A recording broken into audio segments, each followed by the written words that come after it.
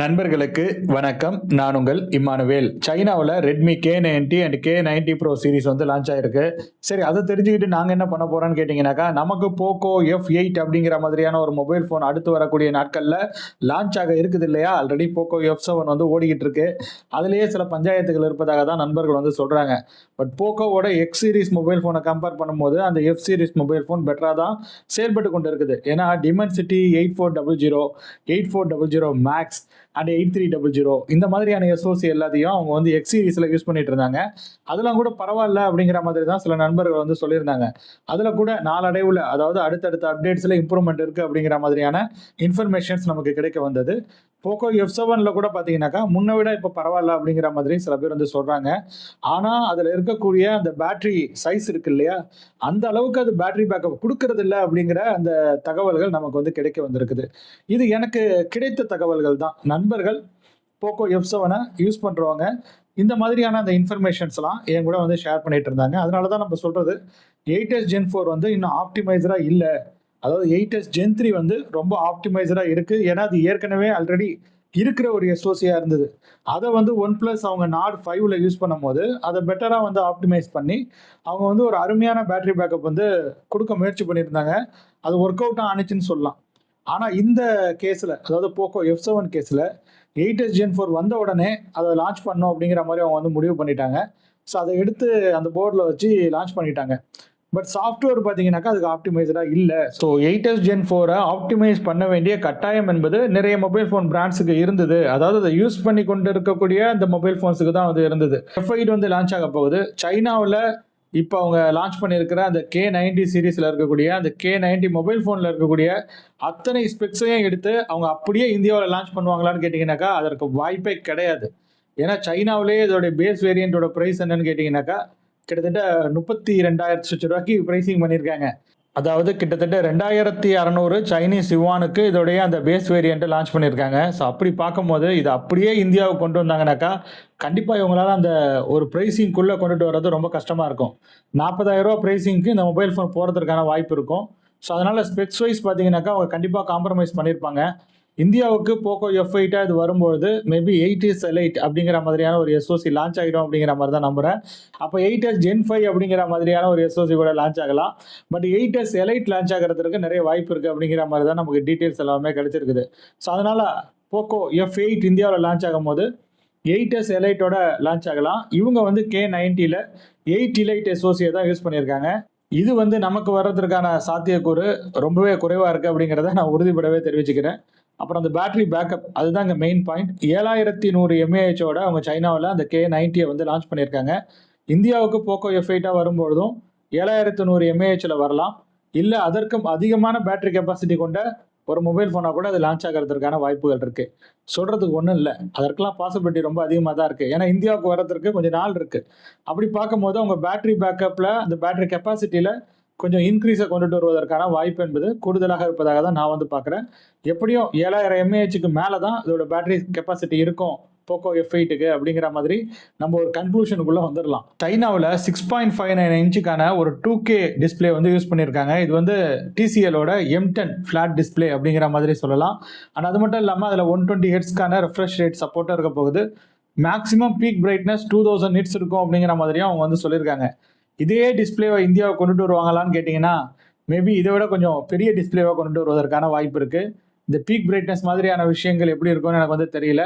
But இதே குவாலிட்டியான டிஸ்பிளேவை கொண்டுட்டு வருவாங்களாங்கிறத நம்ம வெயிட் பண்ணி தான் பார்க்கணும். பட் டிஸ்பிளே சைஸ் மட்டும் கொஞ்சம் பெருசாக இருக்குங்கிறது என்னுடைய ஒப்பீனியன்.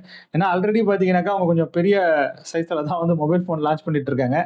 கேமரா ஸ்பெக்ஸில் கூட கண்டிப்பாக அவங்க டம்மி பண்ணி விட்டுருப்பாங்க. ஏன்னா இதில் வந்து ஒரு 50 மெகாபிக்சல் டெலிஃபோட்டோ சென்சாரும் இருக்குது. அப்படி நம்ம பார்க்கும்போது இந்தியாவுக்கு 50 மெகாபிக்சல் டெலிஃபோட்டோ சென்சார்லாம் கொடுப்பாங்களாங்கிறது கேள்விக்குறி தான். ஏன்னா போக்கோவை ரொம்ப அக்ரெசிவாக அவங்க வந்து ப்ரைஸிங்குள்ளே கொண்டுட்டு வர முயற்சி பண்ணுறாங்க. 30,000 ரூபாய்க்குள்ளே 30,000 ரூபாய்க்கு லான்ச் ஆனாலும் அதோட பேஸ் வேரியண்ட்டே பார்த்தீங்கன்னாக்கா எப்படியும் 8,256 இல்லை 12,256 தான் இருக்க போகுது. அதை வந்து 30,000 ரூபாங்கிற ப்ரைஸ் செக்மெண்ட்டில் கொண்டுட்டு வந்து அதுக்கு ஆஃபராக ஒரு 3,000 ரூபா காருக்கு போட்டாங்கன்னா 27,000 ரூபா 28,000 ரூபாய்க்கு வந்து கிடைக்க போகுது. ஸோ அப்படிலாம் இருக்கும்போது நம்ம யோசிக்கணும். K90யோட ஸ்பெக்ஸ் வந்து அந்த மாதிரி இருக்குது. 2K டிஸ்பிளேன்னு போட்டிருக்காங்க. நம்ம இந்தியாவுக்கு வந்து 2K டிஸ்பிளே கொடுப்பாங்கன்னு நீங்கள் நினைக்கிறீங்களா? உங்களுக்கு என்ன தோணுது? ஆல்ரெடி வந்து 1.5K டிஸ்பிளே வந்து கொடுக்க ஆரம்பிச்சிட்டாங்க. ஸோ 2K டிஸ்பிளேங்கிறது மிட் ரேஞ்சிலே காமனான ஒரு டிஸ்பிளே ஆகிடும்னு நினைக்கிறேன் கூடிய விரைவில். பட் அதற்கான சந்தர்ப்பம் இதுதானா? போக்கோ F8ல 2K டிஸ்பிளே இருப்பதற்கான வாய்ப்புகள் எந்த அளவுக்கு இருக்குன்னு நீங்கள் வந்து நினைக்கிறீங்க? உங்களுடைய கருத்துக்களை மறக்காமல் நீங்கள் கமெண்ட் செக்ஷனில் போடுங்க. SoC பற்றி நம்ம ஏற்கனவே பேசியாச்சு. சைனாவில் Qualcomm Snapdragon 8 Eliteோட அது லான்ச் ஆயிருக்கு K90. நம்ம இந்தியாவுக்கு வரும்போது கண்டிப்பாக 8S Elite இல்லை அதை விட கொஞ்சம் இன்ஃபீரியரான SoCயோட தான் இது வந்து லான்ச் ஆகும். ஸோ ப்ரைஸிங்காக தான் அக்ரெசிவாக ப்ரைஸிங் பண்ணோம் இல்லையா, அதனால தான். LPDDR5X ரேமோட UFS 4.1 ஸ்டோரேஜோட கண்டிப்பாக இது வந்து இந்தியாவில் லான்ச் ஆகிடும். ஸோ இதெல்லாம் அவங்க வந்து காம்ப்ரமைஸ்லாம் பண்ண மாட்டாங்க. இதெல்லாம் வந்து கொடுத்துருவாங்க, வச்சுக்கோ நான் அள்ளி தரேன் அப்படிங்கிற மாதிரி. Out of the box Android 16 HyperOS 3யோட இது லான்ச் ஆகும். இந்தியாவிலையும் அப்படி தான் லான்ச் ஆகும். கண்டிப்பாக அதிலலாம் வந்து அவங்க குறை வைக்க போகிறது கிடையாது. சாஃப்ட்வேர்லாம் கரண்ட் அப்டேட் அந்த நேரத்தில் எந்த அப்டேட் வந்து அப் டு டேட்டாக இருக்கோ அதை வந்து அள்ளி கொடுத்துருவாங்க, வச்சுக்கோங்கடா போக்கோ மொபைல் ஃபோனுக்கு அப்படிங்கிற மாதிரி. ஸோ போக்கோ F8க்காக எத்தனை பேர் இங்கே காத்துட்ருக்கீங்க? ஏன்னா போக்கோ வந்து ஒரு லெஜெண்டரி மொபைல் ஃபோன். போக்கோ F1ங்கிறது போக்கோ F3ன்னு ஒன்று லான்ச் ஆனிச்சு இல்லையா, அதை ஏன் கேட்குறீங்க? அதுவே ஒரு காமெடியான ஒரு மொபைல் ஃபோனுங்க. அதே தான் அங்கங்கே சுற்றிட்டு கிடந்தது. அதில் வந்து போக்கோ F4க்கு அப்புறம் தான் இவங்களுக்கு வந்து ஒரு ஸ்டேபிளான விஷயங்கள் கிடச்சிதுன்னு சொல்லலாம். அதில் வந்து 870 யூஸ் பண்ணியிருந்தாங்க. அதுக்கப்புறம் போக்கோ F5ல வந்து 7+ Gen 2 யூஸ் பண்ணியிருந்தாங்க. அதுக்கப்புறம் போக்கோ F6 F7 இது எல்லாமே பார்த்தீங்கன்னாக்கா மக்கள் மத்தியில் பெரிய அளவில் வரவேற்புக்கு உள்ளானுச்சு அப்படிங்கிற மாதிரி நம்ம சொல்லலாம். நடுவில் தான் கொஞ்சம் சொதப்பிட்டாங்க. போக்கோ F1 வந்து பயங்கரமான ஒரு மொபைல் ஃபோன். அதாவது அது வந்தப்போ கொஞ்சம் பேர் கழுவி ஊற்றுனாங்க. பட் போக போக பார்த்தீங்கன்னாக்கா அந்த மாதிரியான மொபைல் ஃபோன் மறுபடியும் எங்களுக்கு கிடைக்குமா அந்த ப்ரைஸ் செக்மெண்ட்டில் அப்படிங்கிற மாதிரி எல்லாம் ஆர்வமுடன் கேட்டுட்டு இருந்தாங்க. அதுக்கு நடுவில் அவங்க வந்து மொபைல் ஃபோன் லான்ச் பண்ணுறதை நிறுத்திட்டாங்க போக்கோ பிராண்டுக்கு கீழே. அதுக்கப்புறம் அவங்க ஒரு மொபைல் ஃபோனை லான்ச் பண்ணும்போது அது பயங்கரமாக மக்கள்கிட்ட எதிர்பார்ப்போட இருந்தது. ஆனால் அது ஒரு மொக்கையான மொபைல் ஃபோனாக இருந்தது. X சீரிஸ்ன்னு சொல்லிட்டு லான்ச் பண்ணாங்க. போக்கோ X2ன்னு நினைக்கிறேன் வந்தது 730Gயோட 120Hz ரெஃப்ரெஷ் ரேட்டோட. பட் அந்த ரெஃப்ரெஷ் ரேட்டை புஷ் பண்ண முடியாமல் அது செத்து போயிடுச்சுன்னு சொல்லலாம். அண்ட் அது மட்டும் இல்லாமல் அதில் டிஸ்பிளே இஷ்யூ இந்த மாதிரி நிறைய இஷ்யூஸ் வந்து இருந்தது. அதுக்கப்புறம் போக்கோ X3 அப்படிங்கிற மாதிரி லான்ச் பண்ணாங்க. ஸோ அவங்க வந்து கொஞ்சம் கொஞ்சமாக இம்ப்ரூவ் பண்ண ட்ரை பண்ணாங்க. அப்புறம் F சீரிஸுக்கு வந்தாங்க. F சீரிஸில் அக்ரெசிவான அந்த ப்ரைஸிங் மூலியமாக தான் அந்த ஒரு மொபைல் ஃபோன் பிராண்டை அவங்க வந்து பயங்கரமாக மக்கள் மத்தியில் கொண்டு போய் சேர்த்தாங்க அப்படிங்கிற மாதிரி சொல்லலாம். அதாவது அதில் இருக்கக்கூடிய அந்த ஸ்பெக்ஸ் காம்படிட்டிவாக இருந்தது. இந்தியாவில் லான்ச் ஆகக்கூடிய அன்றைய தேதியில் அந்த ப்ரைஸிங்கில் இருக்கக்கூடிய அந்த ஸ்பெக்ஸ் எல்லாம் அது தூக்கி அடிக்கிற வகையில் தான் இருந்தது. குறிப்பாக அந்த பெர்ஃபார்மன்ஸ் வைஸ் இது வந்து முழுக்க முழுக்க ஒரு பெர்ஃபார்மன்ஸ் சென்ட்ரிக்கான ஒரு மொபைல் ஃபோனாக தான் இருக்க போகுது. அதுலேயும் வந்து மாற்றங்கள் கிடையாது. ஸோ அதனால தான் பேட்டரிக்கு அவங்க அதிக கான்சன்ட்ரேஷன் வந்து கொடுத்துருக்குறாங்க. அது மட்டும் இல்லாமல் ஃப்ரண்ட் கேமராவை பொறுத்த வரைக்கும் 20 மெகா பிக்சல் கேமரா வந்து இருக்க போகுது. அது வந்து போக்கோவோட லெஜெண்டரி கேமரா. அதுவும் வந்து அவங்க மாற்ற மாட்டாங்க. சார்ஜிங்கை பொறுத்த வரைக்கும் 100 வாட் ஒயர்டு சார்ஜிங்கான சப்போர்ட் இருக்கும் அப்படிங்கிற மாதிரி அவங்க சொல்லியிருக்காங்க. இந்தியாவுக்கும் அந்த மாதிரியான ஃபாஸ்ட் சார்ஜிங் சப்போர்ட்லாம் இருக்கும். பட் அந்த பாக்ஸோட எந்த அளவுக்கு ஸ்பீட் சார்ஜர் அவங்க கொடுக்குறாங்கங்கிறது வந்து இருக்குது. ஏன்னா இவங்களும் சார்ஜரை தூக்காமல் இருக்கிறதே நல்ல விஷயம் அப்படிங்கிற மாதிரி தான் நான் ஃபீல் பண்ணுறேன். இவங்க கொடுக்குற ஸ்பெக்ஸுக்கு 30,000 கீழே, அதுவும் ஆஃபர் எல்லாம் பார்த்தீங்கன்னாக்கா 25,000 வரும்பொழுது இவன் அட்லீஸ்ட் அந்த பாக்ஸில் சார்ஜராவது வைக்கிறானே. 50,000 ரூபா 1,00,000 லான்ச் பண்ணுற மொபைல் ஃபோனே சார்ஜர் கொடுக்கறது கிடையாது. அவங்களாம் கூட கொடுக்கலன்னா பரவாயில்ல. நத்திங்னு ஒரு பயப்புள்ள அவன் இந்த 70,000 80,000 ஃபோனை லான்ச் பண்ணி சார்ஜிங் அடாப்டர் கொடுக்காம அவன் என்னமோ ஃப்ளாக்ஷிப் மொபைல் ஃபோன் மாதிரி ரொம்ப சீனப்பட்டு சுற்றிட்டு இருந்தான். அப்புறம் விலை மழிஞ்சி 45,000 கிட்ட வந்தது. 35,000 கூட ஃப்ளிப்கார்ட் ஆஃபரில் வந்து கிடச்சிது. 35,000 அது வாங்கின பிறகு மக்கள் என்ன சொல்கிறாங்க, ஆஹா இதுதான் சூப்பர் மொபைல் ஃபோன், நத்திங் 3 வந்து ஒரு மாசான மொபைல் ஃபோன்னு சில பேர் வந்து சொல்லிட்டு இருக்காங்க. பட் அந்த ப்ரைஸ் தான் 80,000 அது வந்து ஒர்த் இல்லாத மொபைல் ஃபோன் மாதிரி நமக்கு ஃபீல் ஆகலாம். பட் 50,000 45,000 வரும்பொழுது அது ஒர்த்தான ஒரு மொபைல் ஃபோன் மாதிரி நமக்கு ஃபீல் ஆகலாம். அதை விட குறைவாக உங்கள் ஆஃபர் கொடுக்கும்போது மக்கள் அதை பற்றி பேச ஆரம்பிக்கிறாங்க. ஸோ இதுவும் ஒரு வகையிலான மார்க்கெட்டிங் கிமிக்குன்னு சொல்லலாம். கொஞ்ச நேரம் தான் அந்த ஆஃபர் இருந்தது, அதுக்கப்புறம் அது வந்து இல்லை. மறுபடியும் அந்த ஆஃபர் வரும் அப்படிங்கிற மாதிரி நீங்கள் நம்பிக்கையோட காத்துருங்க. கண்டிப்பாக கொடுப்பாங்க, கொடுக்காமலாம் இருக்க மாட்டாங்க. வேறு வழி இல்லை. நத்திங் 3 அவங்க எப்படியாவது மார்க்கெட்டில் புஷ் பண்ணி ஆகணும். அப்போ தானே அடுத்தது நத்திங் 4 லான்ச் பண்ண முடியும். சரி, போக்கோ F8ஓட விவகாரத்துக்கு வருவோம். ப்ளூடூத் 5.4க்கான சப்போர்ட் வந்து கண்டிப்பாக இருக்க போகுது. டூவல் ஸ்டீரியோ ஸ்பீக்கரும் கொடுத்தாலும் கொடுத்துருவாங்க. அது கன்ஃபார்மாக எனக்கு வந்து தெரியல இந்த விஷயத்தை பொறுத்த வரைக்கும். இந்தியாவுக்கு வரும்போது எப்படி வருதுன்னு சொல்லிட்டு பார்க்கலாம். பட் அந்த SoC விவகாரத்தை உங்கள்கிட்ட நான் வந்து ஷேர் பண்ணிக்கிட்டேன். பட் K90 சைனாவில் லான்ச் ஆகிருக்கு இல்லையா, அது வந்து மாசாக தான் இருக்குது. K90 Pro வேறு லான்ச் ஆகிருக்குது. அது வேறு லெவலில் இருக்குது. அதுக்கு வந்து டிஸ்பிளேவுக்காகவே, அதாவது கிராஃபிக்ஸுக்காகவே தனியாக ஒரு சிப்பு வேறு வச்சுருக்காங்களாம், D2 அப்படிங்கிற மாதிரியான ஒரு சிப்பு. ஸோ அதெல்லாம் பார்த்தீங்கன்னாக்கா மாசாக தான் இருக்குது. சைனாவில் அவங்க எப்போவுமே மாஸ் பண்ணிட்டு தாங்க இருக்காங்க ரெட்மியை பொறுத்த வரைக்கும் இந்த K90 சீரீஸில்.